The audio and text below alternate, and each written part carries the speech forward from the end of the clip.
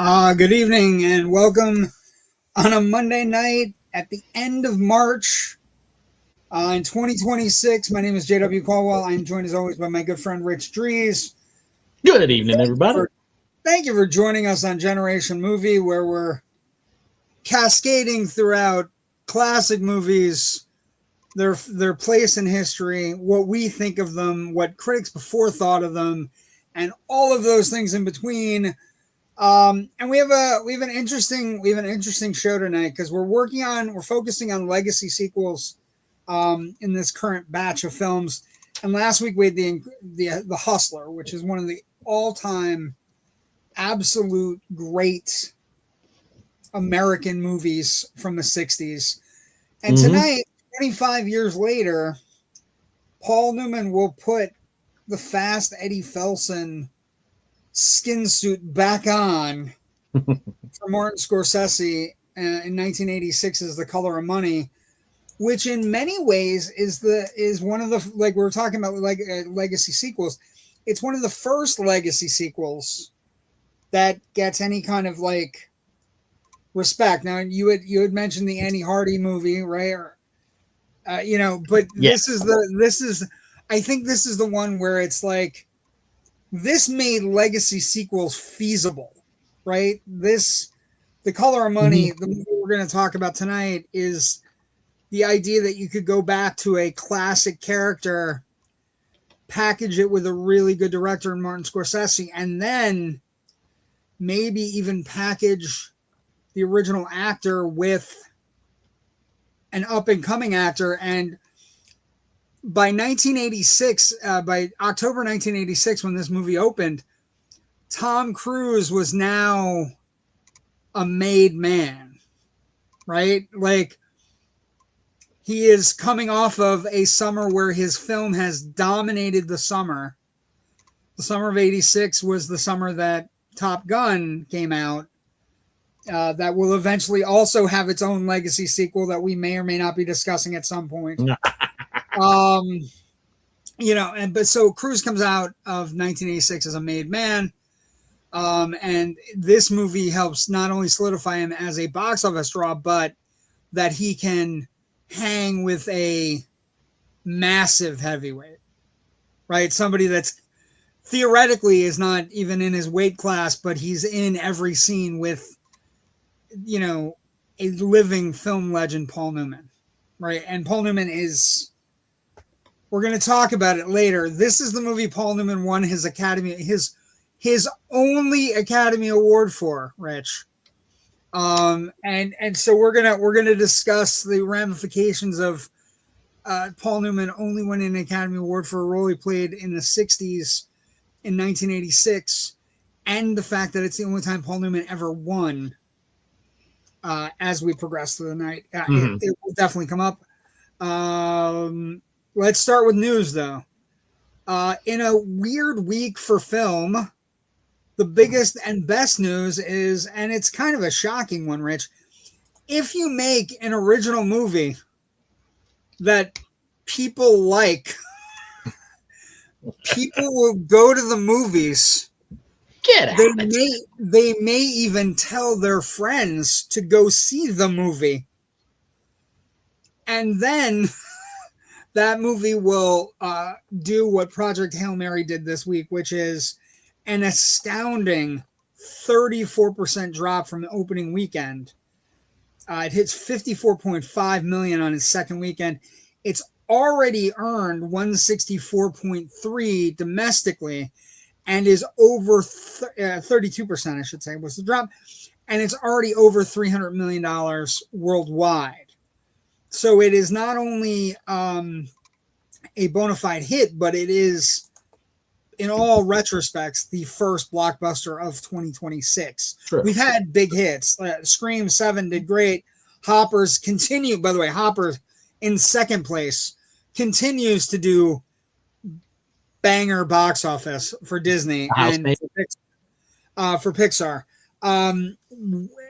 So it's great news and amazing news if you're MGM and Amazon, which is they have bucked the trend, right? They have Amazon and MGM has said to the world, we have a streaming service, but we think movies should be seen in theaters. We're going to release 11 movies, 11 or 12 movies this year in theaters. You should go. Mm-hmm. And now they have the first movie of that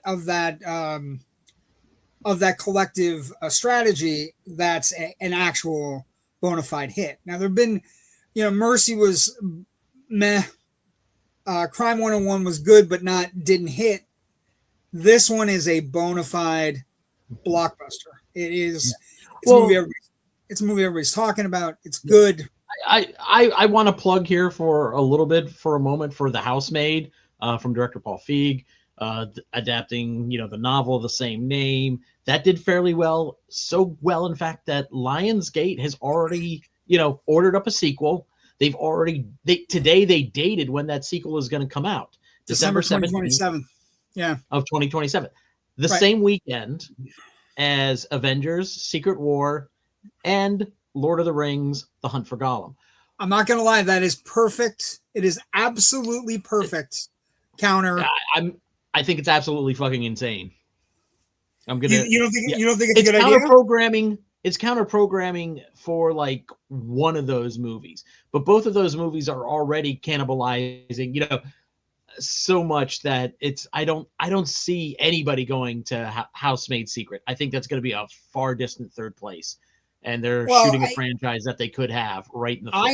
I know. We should talk about this. I know that you are much more in the pro Lord of the Rings side of things. I think some of the negatives that have happened this week, some weird things that have just happened in the movie business. But Lord of the Rings is one of those things where I think it's run its course. So I think the search for Gollum, like I went to a theater on opening day for War of the Rohirrim. I like the Lord of the Rings movies. I think they're great. I think they're, incredible spectacle. But I also think that I think they may have run their course.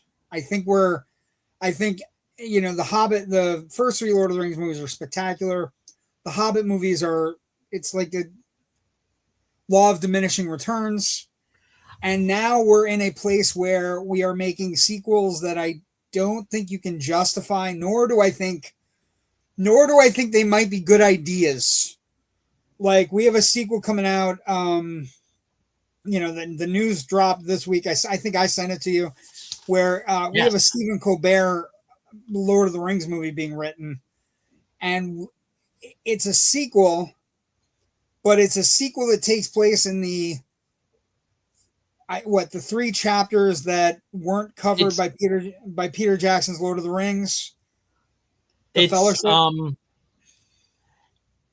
It's set in the there's a framing device that's set in the Fourth Age, which is right out of the appendixes of where Sam, Pippin, and Merry go and visit with Aragorn last time while he is touring all of the kingdoms as King Alisar.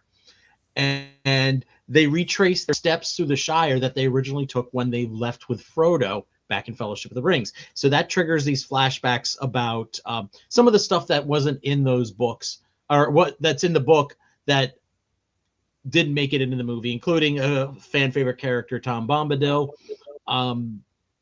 There's also some stuff involving Sam's eldest daughter, Eleanor, who's along on the trip with them. Who stumbles onto a secret. Rich, I know they're popular and I know it'll do fine. But I think are we at the end of the rope? Judging too much based on such an incredibly sketchy thing. Okay, fair. I think the Housemaid Secret. I'm going to tell you right now, not for us, right? Although maybe a little bit for us, because I really love The Housemaid. But The Housemaid Secret, not necessarily for us, but I can tell you right now, that is one of the most talked about movies of the year, right? Mm-hmm. Like, in a sense that it hit. It's all it's done on streaming is killed, right? All it's done is destroy other things on streaming. Everybody's picked it up. Everybody's watched it. I think you could have a surprise second place on December 17th, 2027. Possibly. I think people are just cramming, like, this coming year. We've got Dune 3 and I can't believe something hasn't on the moved. same freaking day. You're right. I can't believe somebody hasn't blinked on that. Well, I can't believe something what was the third movie? Not Jumanji was also right then. Is now moved. They blinked. Jumanji was supposed to come out 2 weeks ahead of everything. Yeah. And they moved it into that slot. They're going to get slaughtered on Christmas Day, but their remaining weeks after that, they're going to do better, honestly. Well, and like I said, I think the interesting thing there is Jumanji moved into the window, and I'm like, I think I agree with you on this. I don't know that it's a feasible thing to have 3 event movies in one window. Like, even if it's the most lucrative movie going window of the year, that 20-day span from the 18th to the 3rd or 4th of January has been gangbusters. But yeah. I'm surprised nobody's blinked on Doomsday and Dune, simply for the fact that the contract that Dune has with IMAX theaters, that is greatly going to hurt Doomsday. Not having the premium. Did Jumanji have any IMAX? Do we know if Jumanji had any IMAX? Jumanji doesn't have shit. Well, okay. Because what has happened since the Dune contract negotiations came out with IMAX, that they have IMAX screens for 3 weeks. Yeah. After when it opens, the news that came out of that was Disney has now been out making major gains on any other premium screen. So 4D, let me flip this at you for a second. Whatever I thought, for some reason, because Jumanji did IMAX before, I thought Jumanji was like in IMAX on IMAX from 11th through the 17th, and then Dune takes over for their 3 weeks or what have you. But here's my thought: whoever is there, maybe if Marvel steps forward a week and says, we're going to come out on the 11th, and that gives them IMAX for at least a week for that, and then it kind of goes on to its other thing. I don't know. I don't know if that's happening or not. But I can't imagine somebody not blinking. First off, the other thing, we'll get CinemaCon in a couple of weeks. So if somebody's going to blink, that's where we'll find it. That's what will happen. But also, I think the blinking is not going to occur because I think this is going to sound silly, but I think Disney and Warner Brothers is going, hey, we like some of that Barbie Oppenheimer press, right? So like they're not necessarily thinking. And the other side of it is Doomsday and Dune are easy for people to go, I'm going to go see both that day. I can't run the risk of not going to see it on Thursday or Friday for fear that everything will be out in the open because the internet sucks. Those are both going to be 3 hour plus movies, though. At least. Okay. Maniacs like us will be like 6 hours in a movie theater. 6 hours, who gives a fuck? But I might go see it a third time. Something. Remember, the average people who drove who drove Barbenheimer. We pick one, and I have news for the Dune people. Like, I love Dune, but Doomsday takes precedence, doesn't it? Does it? I don't know. You tell me. What do you think? See, phases 4 and 5 have been fairly rocky. I mean, if Spider-Man comes out of the gate in July and does monster business, which it's going to, like, and it has like a little thing that kind of hooks into the beginning of Doomsday. Then the Spider-Man buzz. I think we should get an idea. First off, I think the Doomsday trailers have been mediocre, right? I think like they've been cool, but they're not. They haven't hooked trailers. Those aren't even teasers of trailers. Yeah, they're basically their thought. They're thought advertising. They're an idea, a smeckle of fun. Again, we'll see the first real trailer. Dune, while genius and really they've been great movies, and Villeneuve has done everything he set out to do. I think, the two Dune movies that have come out have both come out in March. You know what I mean? Like, they haven't come out in a competitive landscape. Mm-hmm. They haven't come out in June or July, and certainly not December. And I just think it is one of those things where we are looking at it. The Jumanji move baffled me today. It was like 2 days ago when it happened. I'm like, why are you moving to Christmas Day? What are you doing? Like, why would you want to be in the wake of those two movies? But the interesting thing there is the Jumanji movies, the recent Jumanji movies have all done well in wakes of big movies. They're often the second or third choice, right? And then because once you go to the movie, it starts to become more of a priority in your life again. So you get a lot of people coming out and going, okay, we've seen Dune, we've seen Doomsday. What's next? Is hey, a new Jumanji movie. Hot damn, let's go to that. Like you said, they're in the wake, they're trailing it, but but they don't care. Like, they don't care about the wake.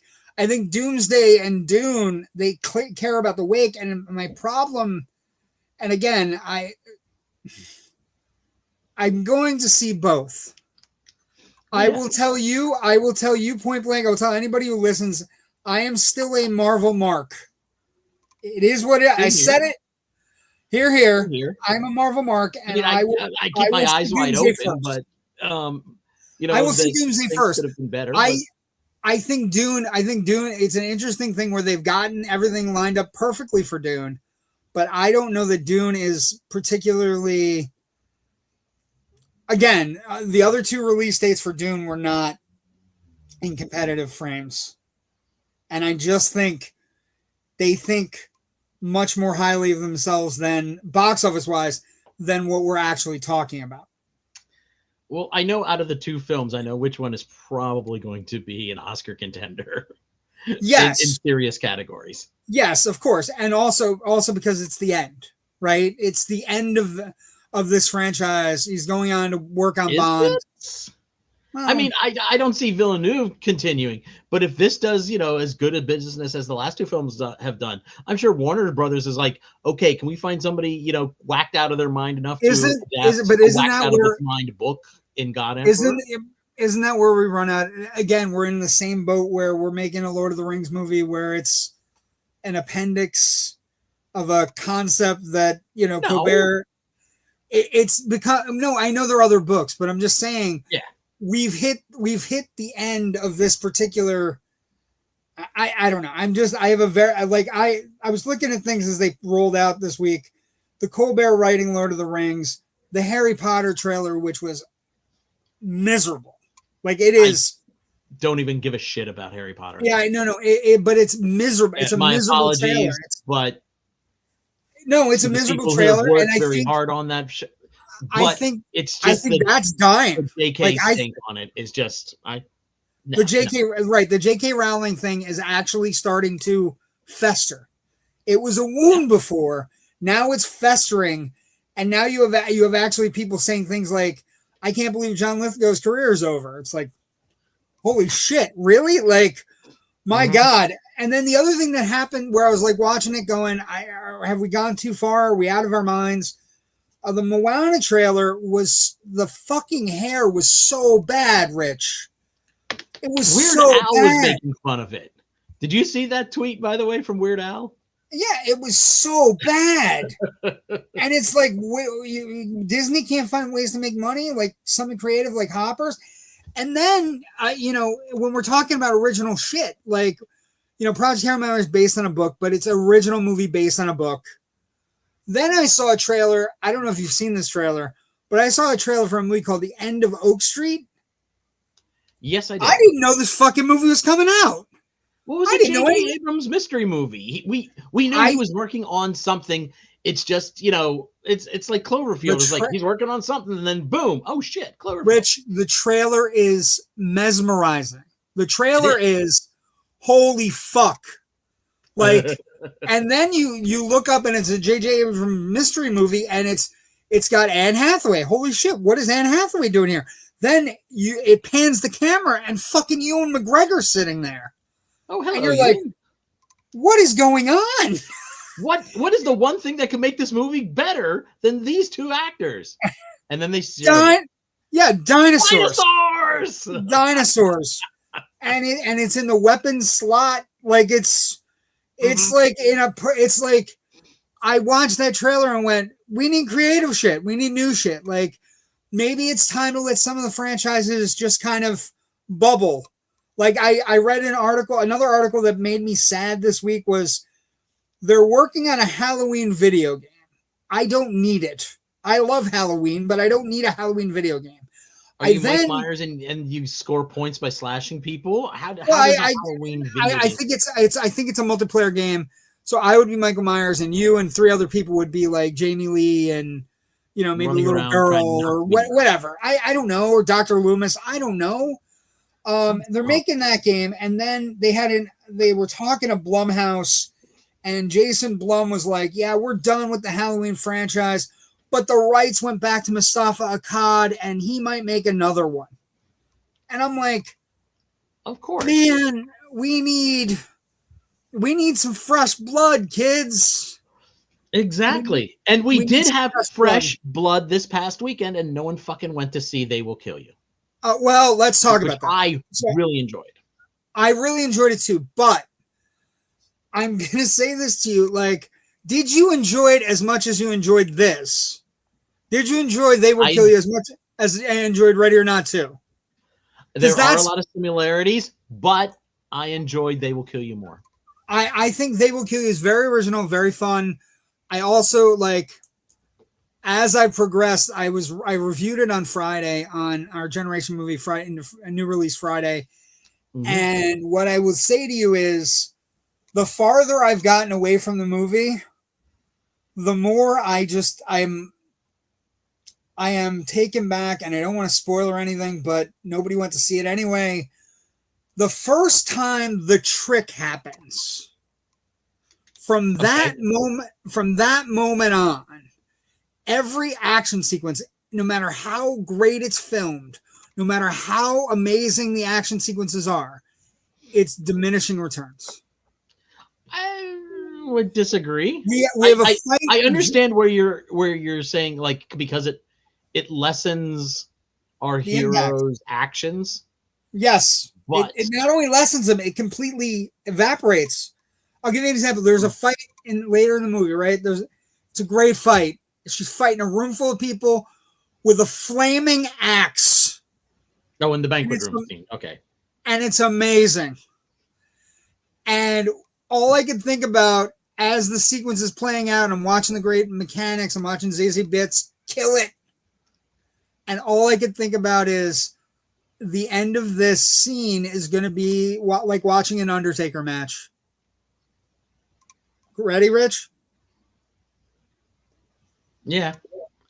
But and so I enjoyed it for the inventive choreography. Like the slow motion shot of her with the axe, with the table. Amazing. Yeah. I thought it was fucking phenomenal. There were several times. This movie has a really wicked sense of humor, and there were several times I was laughing out loud in the theater, laughing harder than at some comedies I've been to in the last couple of years. But here's the thing. But original is interesting because it's the same. We're hitting on the second week in a row where a satanic cult of the bad guys. Yeah, I'll admit the scheduling is not great for this movie. No. It could have used a little bit of room there, but this is more July. October. Yeah. October would have been fun. October. This is like Tarantino, as I said to somebody, this is Tarantino in Kill Bill mode, with a dash of Rosemary's Baby. Rosemary's Baby Giallo tossed in. I liked it. I did. The more I thought about it, though, I didn't like the plot contrivances started to pile up for me. It is, but. Again, fun. It's a fun movie. It's so shot in like a 70s exploitation fashion. Yes, it is shot in a grindhouse. Yes. let me go with it. You know, I was just excited to see somebody playing in that milieu. Yeah, and like, And, but and the doing a the good other job. two problems I will give you, and let's see what you think. You have all these actors, and they're all big name actors. They don't get off the screen. They don't, like, none of their characters are written well enough to, other than for me to go or you to go, hey, that's Heather Graham. She was in Boogie Nights. Or hey, that's Rosanna Arquette. She was in True Romance. Or that's I think that's Malfoy. That's Draco. Holy fuck. Yeah. And none of it, He's like, on the none of them Broadway get now. off. What was it? None of them get off. Like, none of them have anything cool to do that much. I will say that the one joke that references Sam Raimi and the Evil Dead, I love that. I will never not. I love that. Yes, I love that. Wink, wink, nudge, nudge. Clip that. But I don't know. For me, it was like one of those things where it's like. But that movie absolutely tanked, though. Like, just so we're clear. Yeah, it did. But it was, and it's frustrating because it was, you know, after we sit here and talk about its influences for 15 minutes or whatever, it was an original movie.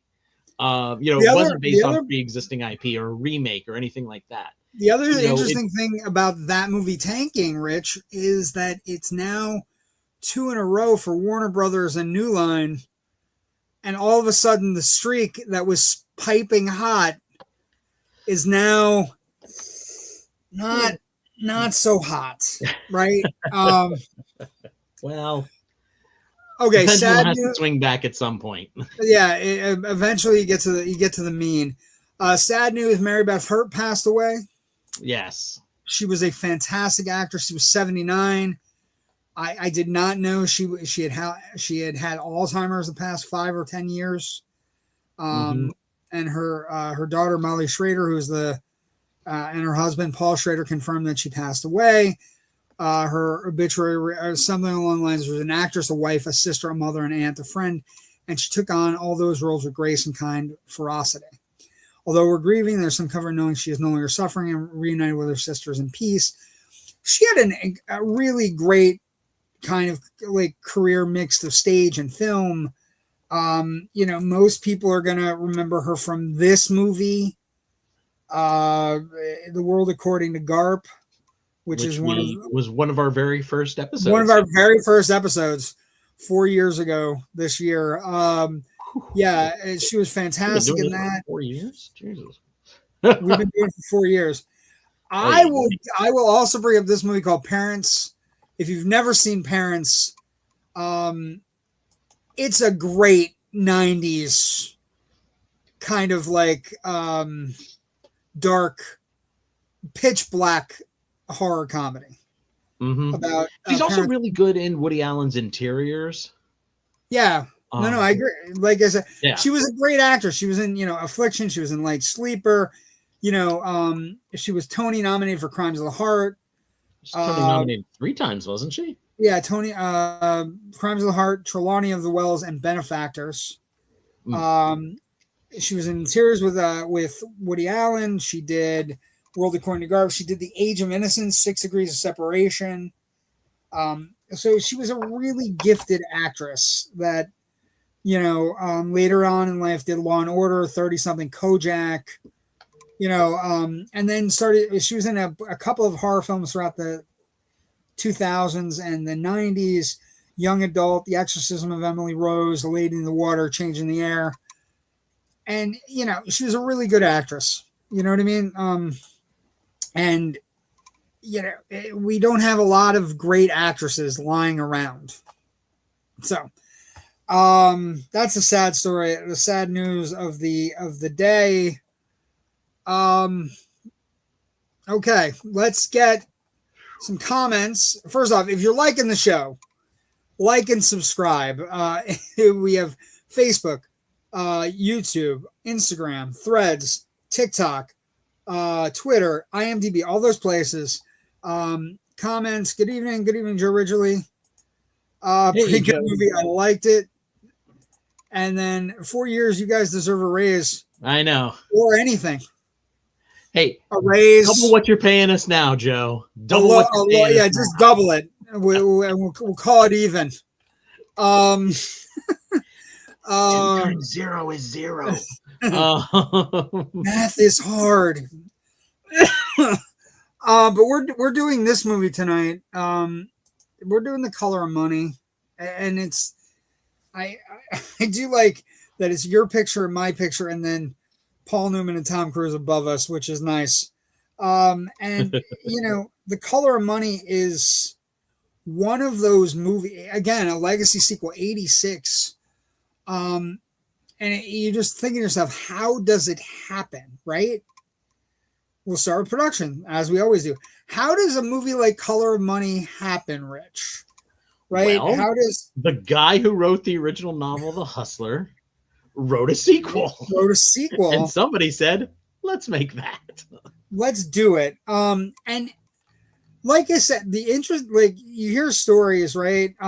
So Paul Newman calls in not a favor, I guess, whatever it is. If Paul Newman's on the phone call and you're a Hollywood director, you're taking the call, right? So Scorsese gets a call from in 84. Do you want to direct a sequel to The Hustler? The original screenplay was written by a guy named Daryl Poniscan. And basically it incorporated the first 12 minutes of the original film. And then Tevis wrote the book called The Color of Money. And then he died the exact same day that they had received the proofs of the book. So he sold the rights, sent in the proofs for the novel, and then Walter Tevis passed away almost immediately, which is sad and also kind of like just weird, right? Like weird and just how it happened. But they shot the movie in 49 days. It cost $14.5 million. It was $1.5 million under budget. Great cinematography from Michael Balhus, right? And then it's released by Touchstone after both 20th Century Fox, who did the original, and Columbia Pictures declined to buy it. Richard Price, who at that time was really hot. Like, you want a hot screenwriter in the 80s and 90s. You look at him. Like, so he had a bunch of novels, right? He had Wanderers, Blood Brothers, Ladies Man, The Breaks, Clockers, Freedom Land, Samaritan, right? Not that Ladies Man. But then he does screenplays. The Color of Money. It'd be great if it was, though. Different. Very dark take on the Ladies Man. He does Streets of Gold, New York Stories, Sea of Love, Night in the City, Mad Dog and Glory, Clockers, Kiss of Death, Ransom, Shaft, Freedom Land, and Child 44.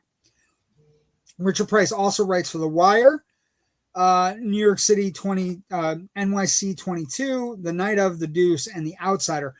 So he is a prolific screenwriter. He gets his hands on the screenplay and basically adapts Tevis's novel and kind of structures it out.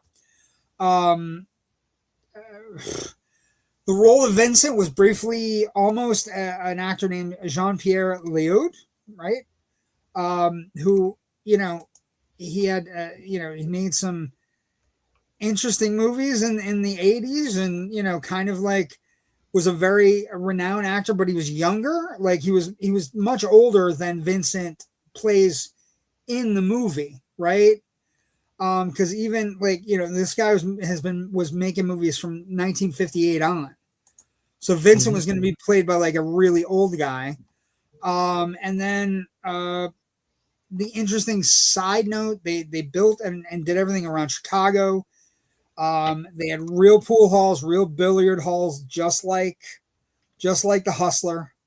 And then this is edited, of course, by Thelma Schoonmaker, who is, of course, one of the absolute great filmmaker. Her and Scorsese together were always together, and always kind of working something. I've got a question for you. Sure. And I just didn't have time to go back and check it today. When Paul Newman and Tom Cruise and Mary Elizabeth Mastrantonio hit the road, that first place they stop, that's the first place that they stopped in The Hustler, right? Yes. Okay. Because the way the shots were set up, I was like, oh, this shot is like the shot from the first and film. it becomes and then I was like, it becomes a really cool joke, and then but also like the going up the stairs is very reminiscent of Eddie, kind of like, you know, it's really kind of a great scene. You know, Newman says, I'm getting goosebumps because he's back out on the road doing what he's doing. But yeah, it is this. I think it's the same place. And then, you know, you get interesting things. Scorsese thought about shooting in black and white because he's a big fan of, you know, he's a big fan of like influence of techniques and lighting, like in films like Black Narcissus and the original Hustler. And so he even said in a few interviews that Tom Cruise, the way he filmed Tom Cruise, was inspired by Black Narcissus because Cruise made him think of the nuns in that film. And it's partly because Cruise in the movie, Rich, has a baby face you would not believe. Look at him. Look at how young he is. And so like the way the film is shot, the way like it's just you're right. He still has actual baby fat in his cheeks. It's not the slightly gaunter Tom Cruise look that we're familiar with. And this is also probably the last time Paul Newman is not elderly on screen. Like it's the last time that Newman is really, you know, in all of his glory. Yeah. But through Thelma Schumacher, I think that 7-inch pompadour that that Cruise is sporting, the werewolf, and his hair was perfect. Yes. You know, pick up Joe's last comment, by the way. Okay, let's see what we got. Seeing as how we're there. I wore the color vid. I was really in a village, but we always had a pool table in our house growing up. I made some decent cash in college playing handed. Mad Dog and Glory was a cool flick. It was. I used the song Werewolves when I plugged tonight's episode on Instagram and TikTok. That's perfectly fine. We want to be in that kind of like, that's perfect. Our hair is Rich's hair is perfect. Mine's not. Mine's a mess. But one of the things that you read about that's very cool, the Schumacher and Scorsese working out how to do the sequences at the pool table, right? There are 3 or 4 incredibly edited sequences where things are like the balls are smacking and they're hitting off they're hitting on the pool table, and you're watching, you're underneath the ball watching it careen around a table, and there's some effective editing in this movie that is absolutely astounding. And it's all like it all plays into being in the room. Like you can smell the cigarette smoke, you can smell the stale beer. It's you know what I mean? I would say it's you can't edit anything though if you don't have great cinematography, and all of those shots were amazing. There's shots where you're following literally the ball is staying right center in the square and you're moving across the whole table with it. And I'm just like, oh God, I need to see like a 2-hour documentary on just this shot. I think all of this is amazing. Now they also had one of the cool things is they had Cruise learned how to play, could learn shots, but he wasn't super like, it took him a while to learn how to play pool. I guess it's something that Cruise hadn't done. Now remember, he's a baby in this movie. This is the first year where he's actually big, and he's waiting on Top Gun to come out. So they have him perform all kinds of stuff. They have a professional player. Mike Siegel is the professional player behind it. He basically brought a pool table to Tom Cruise's apartment, and they worked on it for days, if not hours, if not, whatever. And then they also he was technical director on the film. So he and fellow player, I don't want to butcher this, Awa Mataya Lawrence. I think she's the lady that Fast Eddie plays later on in the film. That's another sequence, an editing sequence that I dare anybody to beat. Right? There is a sequence in this film where after Fast Eddie gets taken, he gets absolutely taken by a very prominent young actor playing a hustler himself, Forrest Whitaker. And the next sequence is Eddie getting his game back. And the next sequence is him just going to a series of people. And the way they tell that story is not by the pool games, but it's Eddie walking, handing somebody 100. And then the next scene is somebody handing him back 300 or 200 and it's a series of people, and one of them is Iggy Pop. One of them, I was just about to say, and you know who one of them was, right? One of the stories on one of the stories you can read about is that Iggy Pop and Paul Newman and Iggy Pop did not get along, and Iggy Pop rubbed him the wrong. Not a shocker, you know what I mean? Like Iggy Pop rubbed him the wrong way or something, and Paul Newman's just. I can't imagine Paul Newman at this point in his life just taking any shit from anybody. So I don't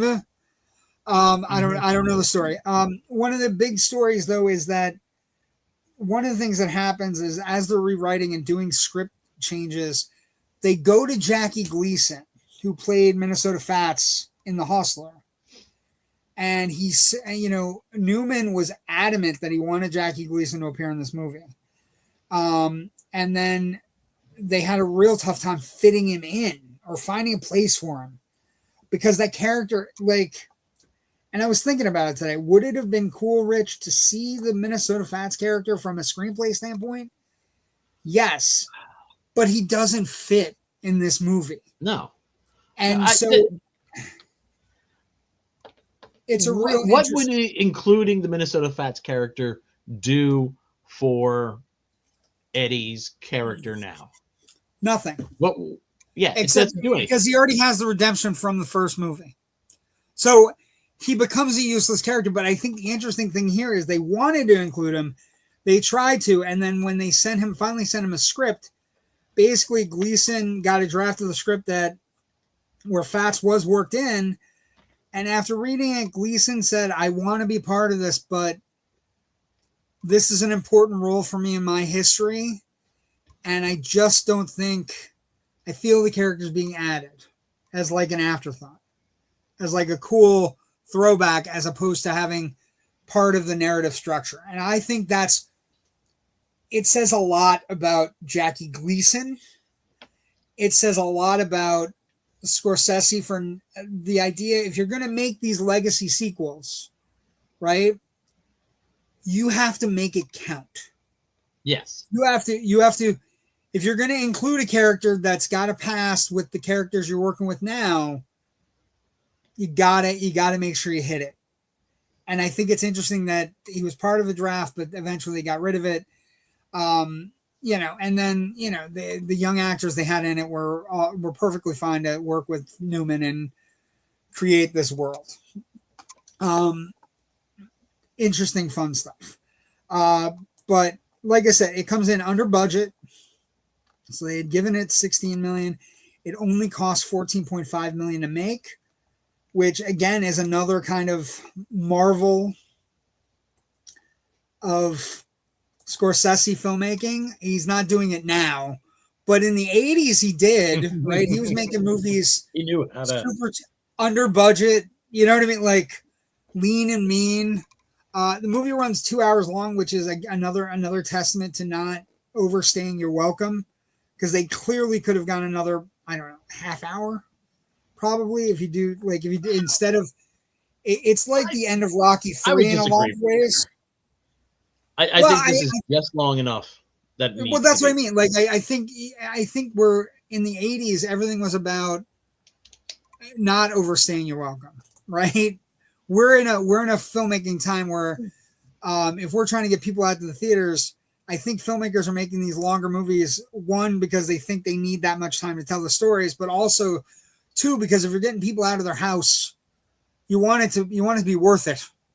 You know what I mean? Like in the 80s, we didn't do that. It was whatever suited the project. But it's an amazing. The technical aspects of this movie are really great. Balhus's cinematography is fantastic. The editing is really good. The acting is great. There is a small story about Scorsese being nervous. Nervous talking to Newman about his character, because Scorsese being an incredible film fan, the idea of walking up to Paul Newman and going, here's what I think Fast Eddie Felson's thinking at this moment, after you have a star that's been in Cool Hand Luke, HUD, The Hustler. You know what I mean? Like it's who's played the character before and has lived with it all this time. Yeah. Yes. It's funny, but he basically says to Newman, I don't think anything that you do in this movie, you should try not to be funny. Everything should be serious. And one of the things you can take away from this is that is a true statement. And the casting is another thing I want to talk about, because we just celebrated the first Academy Award, but the casting in this movie is so important, right? The casting is absolutely so important. And the three people that this movie rides on, Paul Newman, playing Fast Eddie Felson, that's a given. But finding Tom Cruise and having Cruise, his star power next to Newman's star power is amazing. But I want to give credit to another casting marvel. And she is in a lot of movies that are great, but she doesn't always get credit. And I want to make sure she gets her roses tonight, her flowers. Mary Elizabeth Mastrantonio is amazing in this movie. She's absolutely lovely. She was in the late 80s. She was on a streak. She's in this. She was in The Abyss, The January Man, which I think she's really wonderful in and absolutely adorable. But she has scenes like you're right. It is a streak, but she is swimming with very big fish. Yes. And there is not a scene or a moment where she is not on point. Right? You were talking about The Abyss. I was thinking about she's also in Scarface. Right? She is really good. And her casting here, I don't want to just say it's the Cruise and Newman show, because eventually this movie becomes a 3-person movie that needs all three of them to stand, and all three of them knock it out of the park. She was nominated for an Academy Award, as was Newman. So, she doesn't always get her flowers, but she has, there is a scene with Newman where he's like, I don't want you fucking flirting with me. Where he's just like, stop flashing your shit. Your job is to keep him happy. My job is to help him. That's it. We're business partners. And she's like, don't flatter yourself. And it's just like, you know what? When you're getting out of the shower, put your clothes on. Like it is a stunning scene. But she also has a scene in the car that I reference here, where she basically, she tells Newman she's a hustler too, right? She's great. And I think when we look at like the poster for this movie, right? She's on the poster, but the names are above and below, right? You know what I mean? And I want to make sure that when we do our review tonight, she gets a lot of credit, because I think she's she is one of the pieces of fabric of this movie that makes it certainly, she's not Piper Laurie grade, but it's still, she's a big portion of why it's a great movie. Box office. Fun. Movie opens at the Ziegfeld Theater in New York City on October 8th, 1986. It didn't go into wide release until a week later. And then this was a fun tiered release, Rich. For folks who've never watched the show and don't understand tiered release, in the 80s we had movies that would open a certain number of screens, and then they would get prints, not now like digital, but they would have prints, actual prints of the movie that would move around the country, or they would make more prints if the movie became a hit. So this movie on its opening weekend, October 8th, was at 635 theaters. It grossed $6.3 million, which is not a ton of money, a decent amount for a 25-year-old sequel to a pool movie. You know what I mean? It eventually gets up to 1,200 screens. God, I'm sorry. Mm-hmm. I was gonna say, we can get to this when we get to like criticism of the legacy. You said something that triggered a thought for me. But we'll get I'm sorry, keep going. No problem. It eventually got to 1,205 screens. It lasted about 10 weeks in theaters, average run, and ends up grossing $52.2 million on a $14 million budget. If you adjusted the box office for inflation, it's a $158 million movie in this day and age. So think Scream 7 or Hoppers. That's how well it did for a little kind of a drama that's a 25-year sequel to a legacy sequel to a movie from the 60s that was like a touchstone movie. It's really interesting numbers. I always like the tiering in the 80s, like it didn't hit everywhere all at once. It kind of had a time to marinate. And when it got to your city, you had to make an effort to go see it before it was gone. Right. Not like today. I mean, today it's a little bit like that in the sense that we're not getting any dramas that are not being immediately thought that will put them right on streaming. Yeah. Releases are just like throw it out, spaghetti against the wall, as many screens as possible. Whereas, I mean, even going back to the 20s and 30s, distribution was like big cities, smaller house, it would build out and roll out until the Juneau, Alaska was like the last place to get. Seriously, this is why we have some silent films. I remember, it just reminded me of a story. Juneau, Alaska was like the last town on the theater circuit. And so this one theater was like, hey, we finished showing your silent, they reach out to the studio. We finished showing your silent film. Do you want us to send it back? The print's a little battered maybe. And they're like, nah, that's okay. Just, throw it away. So what they did was they kind of had like this place that they were starting to store all these prints. And then the theater closed down. The place that was storing all the prints kind of got like plowed into the ground. But the permafrost there preserved all of these prints. And then years and years and decades later, they came along and somebody was digging, they were like redeveloping the plot of land or whatever. And they dug down. They found this like basically vault of all these old classic films. And a bunch of formerly thought to be lost films were discovered in this stupid landfill of movies.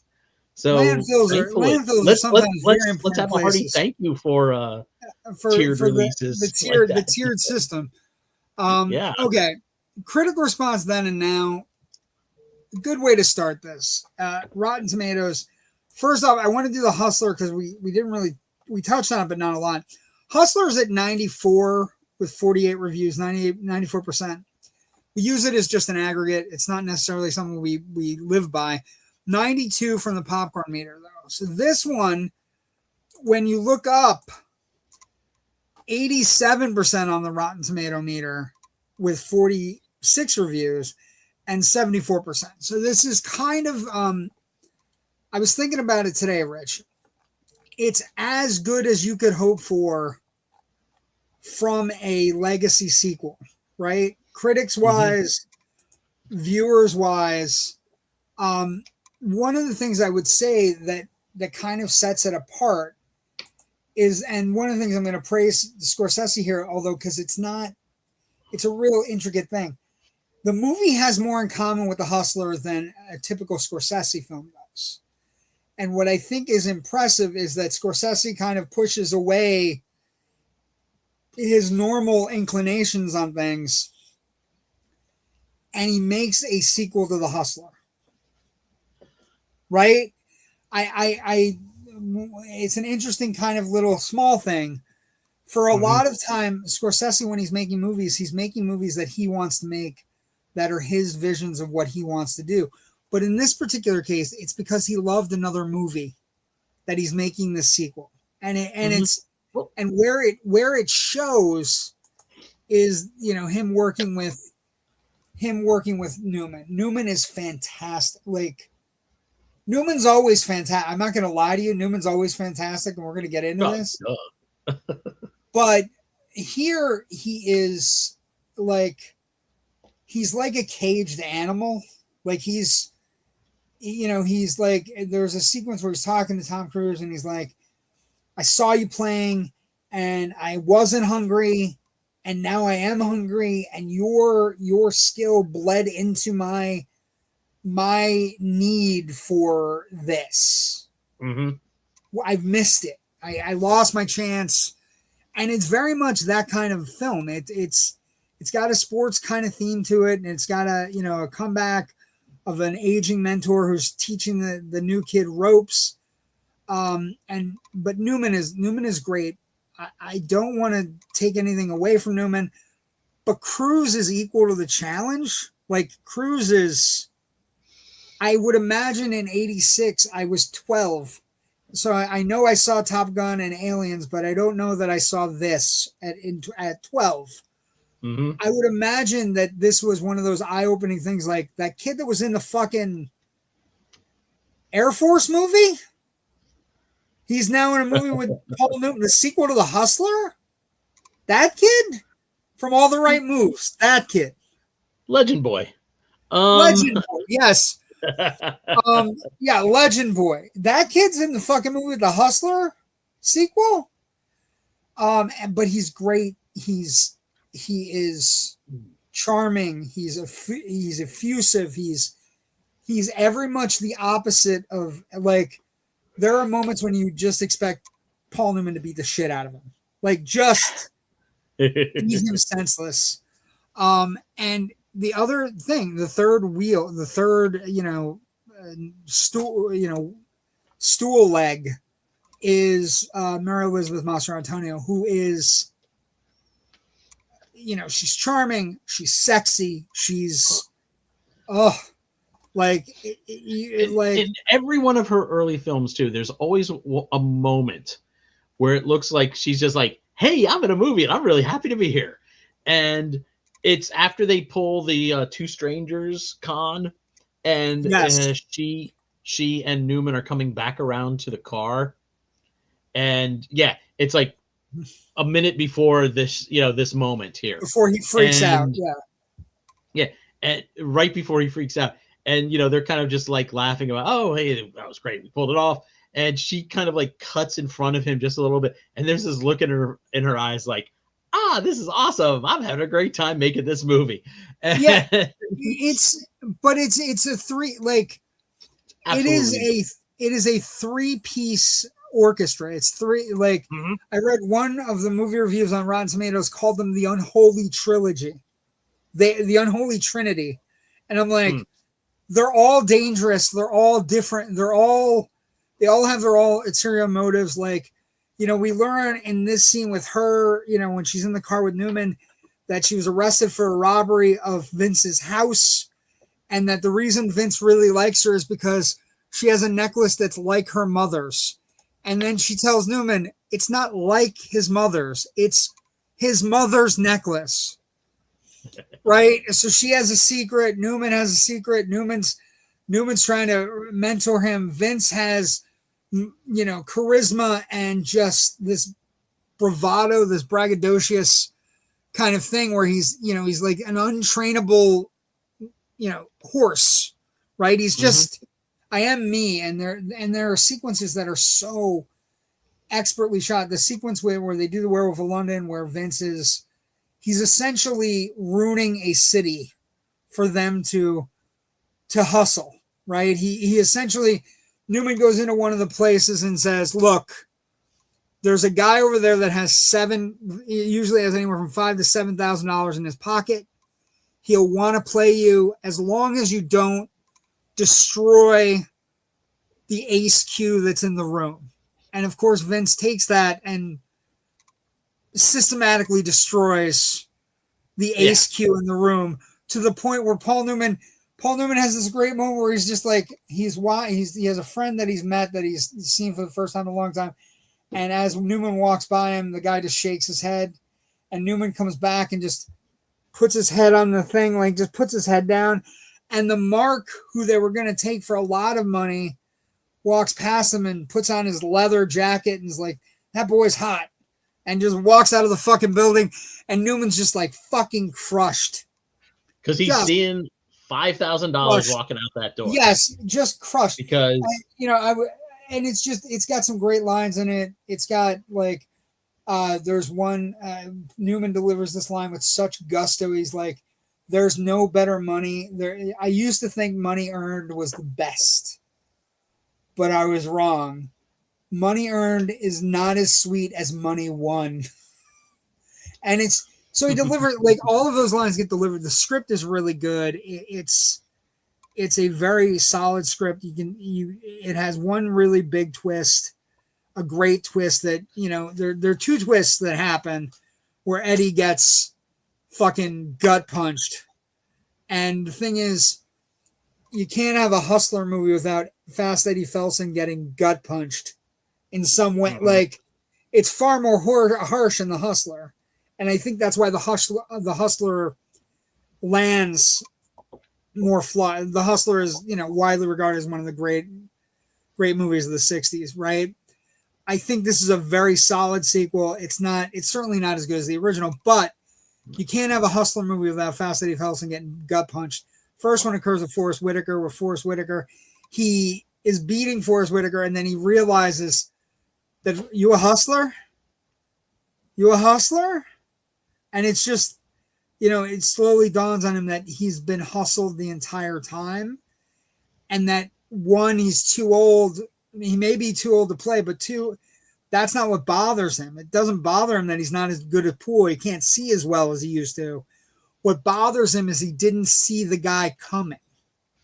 Mm-hmm. Right? And it's just a mesmerizing performance. And then the second one is the gut punch where, Vince walks into the room and Paul Newman's celebrating after he beats Vince at the Nationals. Atlantic City, they have a big pool match, and Fast Eddie says, I'm going to beat him, and Mary Elizabeth Mastrantonio is like, maybe. I don't know, maybe, right? And then, he beats him, and they're celebrating. The woman in the movie played by Helen Shaver has come down, and they're celebrating with apparently Paul Newman's sex and champagne.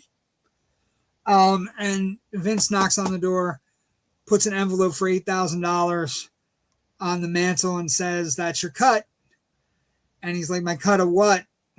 And, and basically what he says was, Vince says, when I laid waste to the guy that's the best in the field, my numbers shot up, and my numbers were so good against you that I bet against myself, and then I threw the game. Mm-hmm. And it bothers Newman so much. He looks at the envelope, and it becomes it's the defining. Well, it was an attack on his pride, really. Right. He was and his own sense of self-worth that I can, I could be this punk. I showed him everything I know. And, he knows everything I know. I still have a few tricks up my sleeve. And he had to he had for himself to beat Vince after getting, hustled himself. He had to kind of like, I need to prove that I still got it, that was a fluke. And then he goes, yeah, I did it. And then Vince comes in and goes, hey, I let you win. That's, a kick in the balls. It's a huge kick in the ball. And Mary Elizabeth Mastrantonio really, she has the moment where she's just like, hey, we pulled the same thing we did jazz hands. You know what I mean? Like jazz hands. We did the same thing, and but it's just a really great. The script hums. The Scorsese direction's great. All the stuff that happens with the ball, the pool balls, the cue ball, and like all those things are great. Mm-hmm. The games sizzle. Cruz is fantastic. Mary Elizabeth Mastrantonio is smoking hot and just incredible. There's one. I was thinking about it. The two like girls, the girl next door people that I find myself strongly attracted to every time I see them. Mary Elizabeth Mastrantonio, right? And the one I just started watching, DTF St. Louis, with Jason Bateman and Linda Cardellini is the other one. Like, oh God, she is the Mary Elizabeth Mastrantonio of our time. Yes. But the movie is great. One thing about the script though that you haven't brought up and about this movie is it's a legacy sequel. You don't need to see The Hustler to get anything out of this movie. It references just obliquely enough because Eddie is not the type of guy who would be very eloquent and loquacious about his own past. But he said, "Yeah, I was kind of put into like retirement. That's okay." And that was it. That's all you needed to know. He says, "I missed my chance. I had things go against me, and I missed my shot." And so that's all you need to know. That's all you need. You're right. It works. And this is his starting point of his character arc. This is what's fueling him. This is what's leading to all the choices he makes throughout the next 2 hours. And I think there are. Yeah, and we're going to see varying degrees of this as we go through these other legacy sequels over the next several weeks. Just thinking out loud, I think Two Jakes maybe requires a little bit more on knowledge of Chinatown. I think it really does. Yeah. I'm not going to lie. I think when we go there, I haven't watched it in a while. But Blade Runner 2049, maybe you can kind of skate by. I don't know. It's something I'll kind of think about as I do my fresh rewatch right before we come on the air. I don't know that you need aliens for aliens, and I don't know that you need Maverick for Top Gun, but we just gave away what we're doing the rest of the time.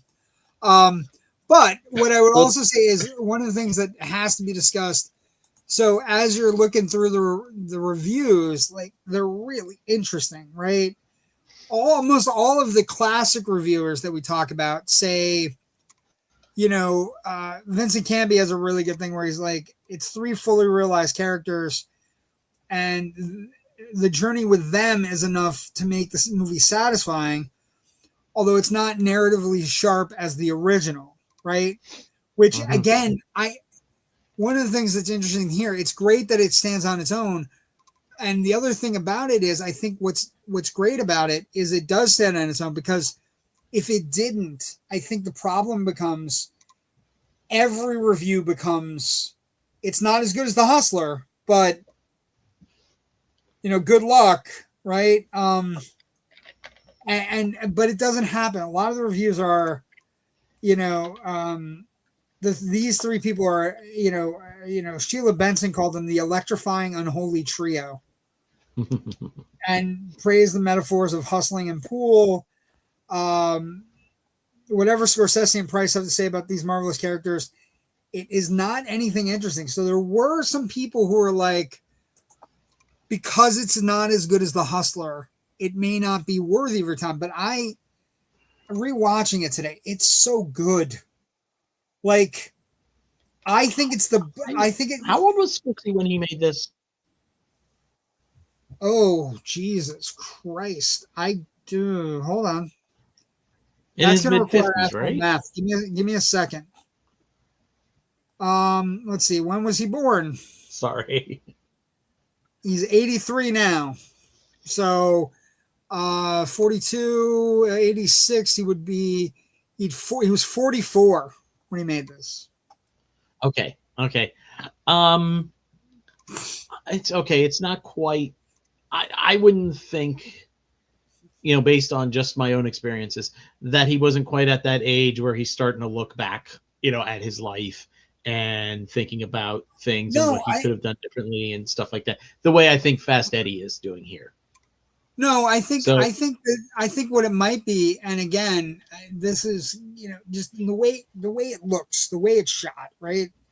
Like just going through like the pool halls, and like Newman has this style of his own, and Cruise has his own thing going on, and the three of them together are kind of like this, this fun little duo. But like, look at Newman here, right? It's pure movie star bravado, right? It's pure, just holy shit, all three of them, right? Yeah. I think where I think people got off of, like, Siskel was particularly hard on the movie. He had said at the time when it came out that Scorsese's grit is gone and was not backed up by a veteran computer as in his other works, which is kind of funny because we're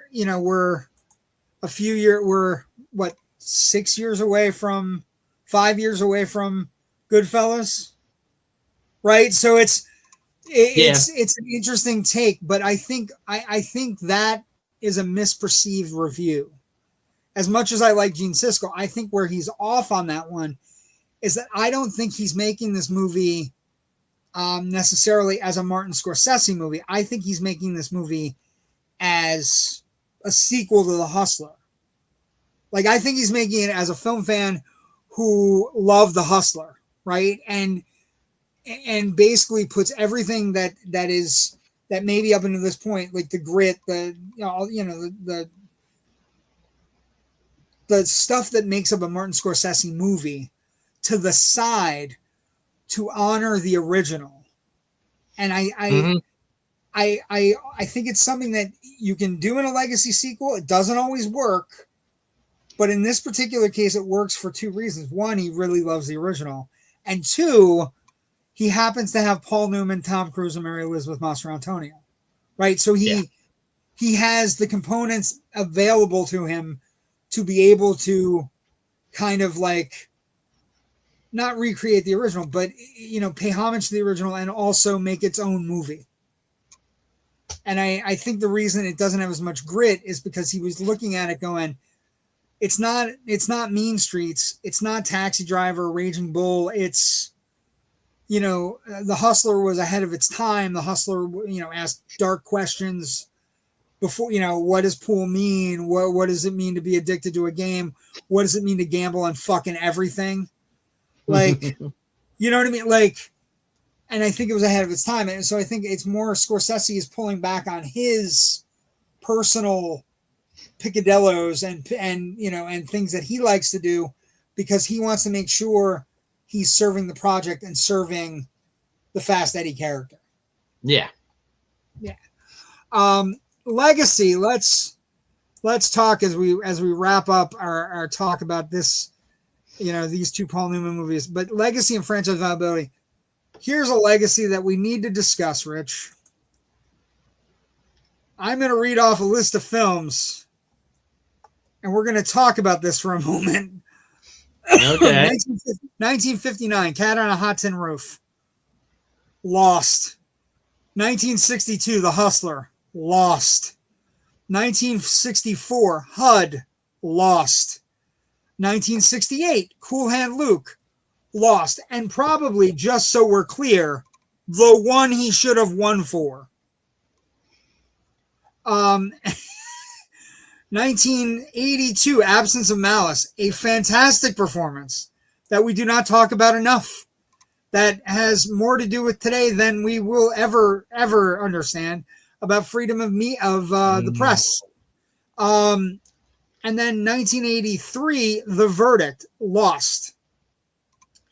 He then, in 1986, is given an honorary Academy Award, and then the following year, at 1987's Academy Awards, he wins for The Color of Money. He then is nominated the last two. He wins the Herschel Award, a humanitarian award, which he deserved for his entire career. And then 95, he gets nominated for Nobody's Fool. And 2003, he gets nominated for Best Supporting Actor for Road to Perdition. And so the legacy of this movie, and its most important legacy, is it put a gold statue into Paul Newman's hands, Paul Newman's very deserved hands. Yes, finally. It will forever be the movie that gave Paul Newman his Academy Award-winning performance. But one of the interesting side notes here is that it's akin to a continuation of the performance, because it's very much his vigor, even though he's an older man, middle-aged man, his vigor and his hunger, his need, it's all from that first performance in The Hustler.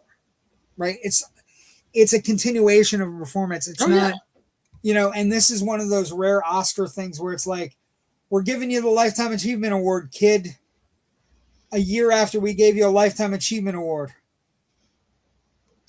Yeah. But that's one of the legacy. Oscars are a snapshot of the time moment. Yeah. So. Well, no, but I don't want it. I would never want it to be said that I think it was one of those Oscar things. He's great in this movie. Like it's a phenomenal performance. He gives Tom Cruise and Mary Elizabeth Mastrantonio a lot to do. He plays off them well. He's magnanimous. He is a fucking movie star in this role. Okay. Like, you know what I mean? So I don't want anybody to think that it's the movie that he's known for winning the Oscar for, but he didn't deserve it. Sometimes we get those. This is not one of those. But I also want to state he could have won for any of the other movies I just mentioned. In fact, at least two of them he probably should have won for. He should have won for Cool Hand Luke, and he probably should have won for HUD. Because that's a really challenging performance. Maybe he should have won for The Hustler. I don't know. But he wins for this, so it's like he's winning for The Hustler too. Should have won for Hudsucker Proxy. Should have won for the HUD. Oh my God. He's so great. The other legacy that happens in this movie is, what do you got? Hudsucker Proxy is such a good movie. Another legacy that has to be discussed is this is the year that the star was born. So every once in a while there's a black hole and it creates a giant sun, and that sun becomes a star that lights up a galaxy. And in 1986, that's what happened. Tom Cruise he landed in May in a movie called Top Gun, which isn't necessarily the greatest movie of all time, but it now has, it has like so much fucking things behind it that you just kind of look at. But he also had this movie, and this movie solidified him not only as a movie star, or not only as a guy that could open a movie, but being on screen with Tom Cruise, being on screen with Paul Newman solidified him. He comes out of this movie and it never stops. To now. We're in 2026. 40 years later, he's still as dominant as he was in 1986. There's a couple of slight valleys there. It's not all peaked and plateaued. No, but it's Academy Award winning roles. Box office never really falters. He's always been, you know what I mean? Like, he's always been solid. Yeah. So those are the two that I wanted to highlight. Do you have anything that you came up with, and because we come up with brilliant legacy things? What's your takeaway? Nothing beyond that, beyond the fact that, the things that we've already discussed, like this, although there are examples prior to this kind of solidifies the idea of what a legacy sequel is. Beyond, and by is, I mean, not just, it's a movie that takes place, 10 years after comes out 10 years at least after the original, and has, so and so many connections to the original, but in terms of like a viable storytelling option for characters to continue their stories. And and a viability from a business standpoint as well. That 25 years later, yeah, a lot of people probably heard of The Hustler. I would guarantee you, though, that a lot of people who went to see The Color of Money maybe never saw The Hustler, or afterwards went, oh, hey, hun, on the way home, let's stop by, the video store and Blockbuster. see if they Let's have. stop by you could say it. Blockbuster. They're Was not there Blockbuster anymore. not big in the like 87? Yeah, they were. Right. Okay, yeah. Yeah, by 89 or so, I know they were like everywhere. Maybe it was like your local video store. I don't know. Yeah, we could say I was going to say Mountaintop there was Video, a place, but not to date ourselves, but there were places you would go on Friday nights where you would go with your friends and you'd pick out stuff you wanted to watch, and then maybe buy candy or popcorn overpriced at the front of the store. It was amazing. Yeah, it was because you was could a sit there, you wonderful could browse, you could meet absolute perfect strangers and have a conversation with them about movies, and maybe never see them again, or maybe get her phone number and have a good time later. You could have met me. I was at a Blockbuster in the 90s. I was every Friday, Saturday, Sunday night. When I wasn't in college, I had worked at a Blockbuster, and I was in my element. I could give you a movie. You like this movie? What movie you want to watch? So it's there though. But again, that's just us reminiscing. True. The other, you're right. I think it does it for legacy franchise viability, right? This puts the legacy sequel. This puts the legacy in legacy sequel. Is another way to say it. Where it's got the same craft, the same, high stakes, same viability, same star. And it kind of, as we're thinking about doing this whole legacy sequel thing, this is one of the ones that immediately came to mind for me, right? It's the movie that you're like, they made it 25 years later and they were able to keep everything that made the original so great. Do they hit it out of the park the same way as the original? No. But there are other things to it that are enjoyable. Watching Cruz and Mastrantonio and Newman kind of gel and under Scorsese's direction is, a great way to create a legacy. Just, it's a great movie. Like the rewatch today, I was like, I remembered I remembered the bits, but I didn't remember a full chunks of movie. Like I had a vision in my head of the one scene with I remember Newman and Mastrantonio in my head because I remember him. Paul Newman's angry. You don't see Paul Newman angry a lot because he doesn't really he doesn't have to get angry about things because all the ladies want to sleep with Paul Newman, so he doesn't really get angry that much. So, I remember it blipping in my head chart, but it's a great movie. If you have a chance to watch both The Hustler and The Color of Money, maybe back to back, pop some popcorn, get a nice, bourbon that you can fake as wild turkey. That's a deep cut. It is a great way to start. Now we're continuing this.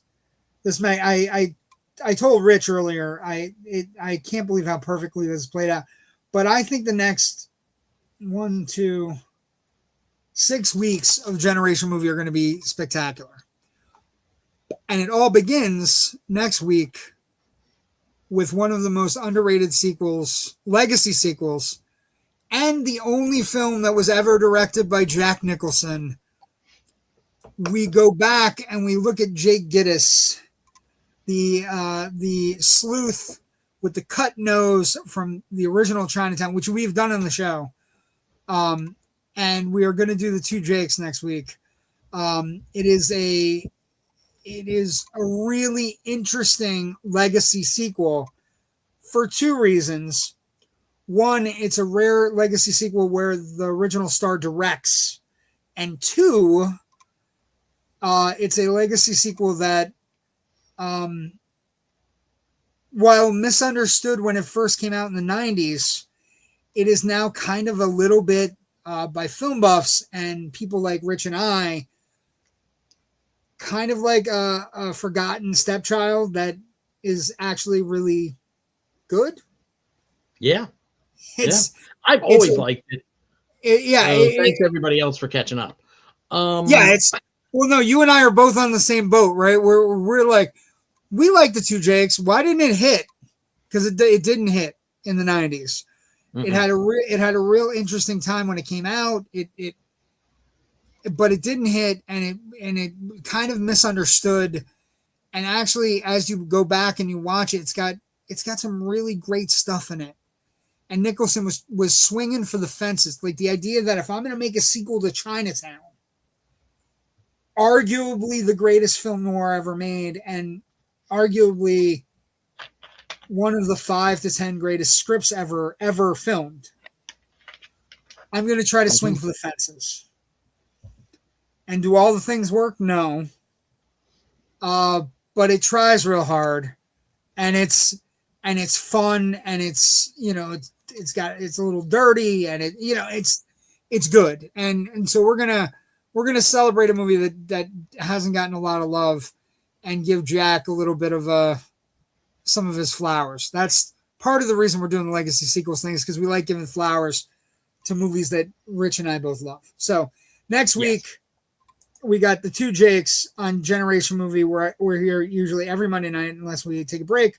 Rich has a review, or a movie he has to go see for a review.